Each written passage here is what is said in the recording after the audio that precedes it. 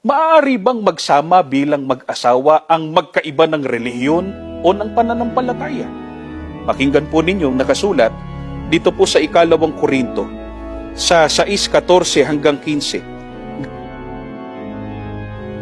Huwag kayong makipamatok ng kabilan sa mga di nagsisisampalataya, sapagkat anong pakikisama mayroon ng katwiran at kalikuan? O anong pakikisama mayroon ng kaliwanagan sa kadiliman? At anong pakikipagkasundo mayroon si Kristo kay Belial?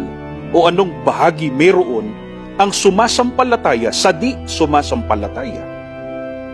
Mga kaibigan, kung sa panukat ng tao ay compatible sila at maaaring magsama bilang mag-asawa kahit magkaiba ng relihiyon, ngunit sa pamantayan ng Panginoong Diyos ay hindi dapat magsama bilang mag-asawa ang nasa kaliwanagan at ang nasa kadiliman pa.